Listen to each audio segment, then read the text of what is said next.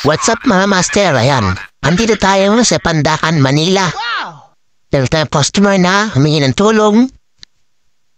Nagtutulo daw yung kanyang aircon. Ito yung kanyang problem. Bali nag-DIY na rin siya mga master. Pero tumutulo pa rin. So tulungan natin, i-solve natin ang kanyang problema mga master.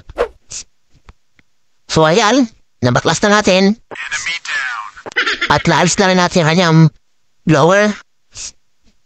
So solid cleaning yan mga master. Hindi na kailangan ng pull down, ng pump down kapag tatanggalin natin ang blower. Di totoo yan. So inangat natin yan, tatanggalin yung blower. Ganyan. Pilutan natin yung kanya control ng ating tape.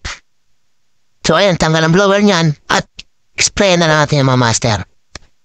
So nasa outdoor na tayo. At medyo maingay yan kaya nakamute ang kanyang sound.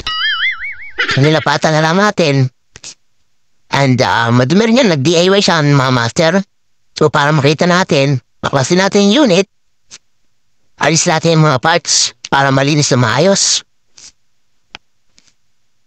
So yan yung specs niya mga master. So sa may mga itong unit, magpa-cleaning na kayo sa amin ng AUX or kahit anong brand. Wow naman! Wow! Wow! So yan mga master, kinalas na natin. At may napansin ako sa unit ni sir. Sir, nilinis mo to labas? Nilinis mo din labas? Spray mo to? Laki ng tama ka? May yan, no? Oh? Man. Yung tupi. Spray yan.